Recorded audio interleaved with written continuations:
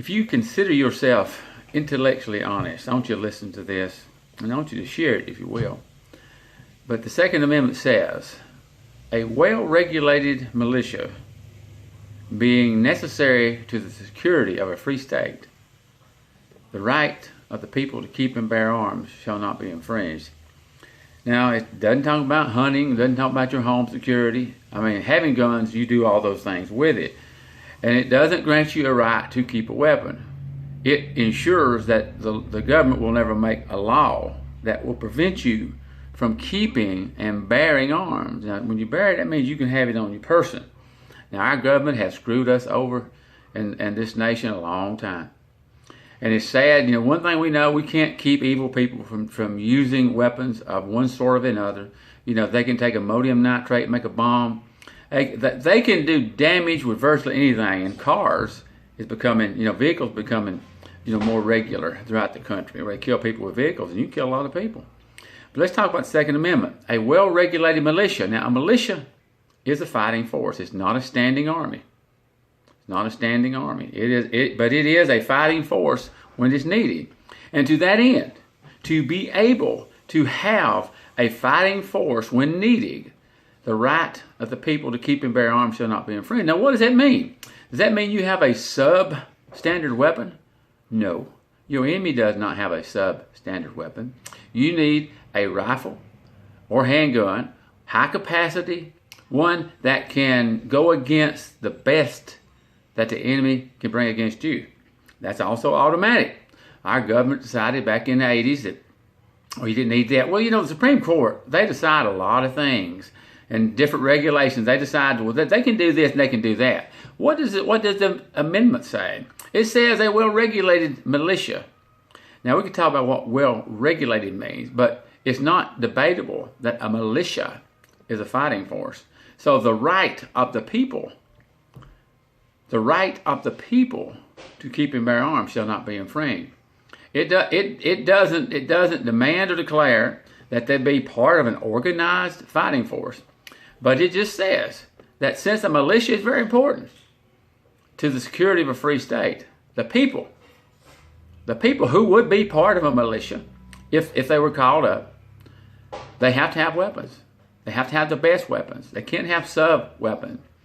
And the amendment is not there to ensure them they can go out and kill a deer. Not there for that. It's not there to be sure they can fend off home invaders. It's not written for that purpose. The purpose it is written for is that they can be a fighting force. A fighting force has to have the best weapons. You have to be able to go toe-to-toe with the best. You have to have the best. And it's unfortunate that men will kill just because they can. It's unfortunate, but it happens. And in a free country, that's going to happen. In a police state where you have no rights, well, you may guarantee that only the government does most of the killings. But we are America. Many women have died to secure the freedoms of this country. They have died to do that. Their lives have been taken away to secure the freedoms of this country. So when the liberals want to freak out over high capacity weapons, or they get this favorite piece. He had X number of weapons. He had 20. He had 40. Well, people have a lot of weapons because we like them. We don't kill people with them because we like them. But the truth is, if you're going to be effective, if you were going to kill someone, you can only use one at a time. You can only use one at a time.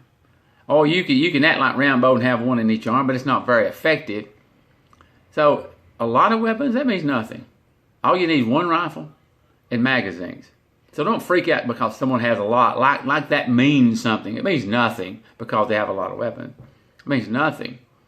The shooter in Las Vegas had a lot of weapons. That means nothing. He didn't need all those weapons. He just needed magazines.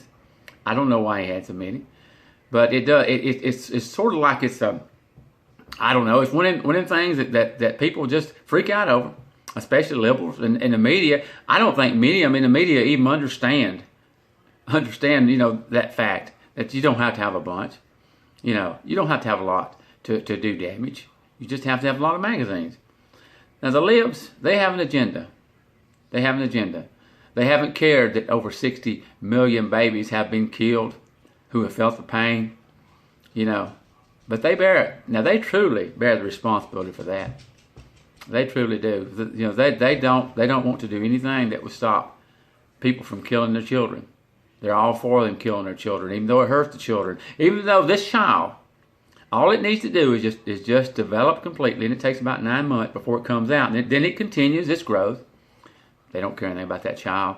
So when a liberal talks about gun control to save the children, just look at them and say, if you wanted to save children, you've had 60 million opportunities to do it, and you do nothing.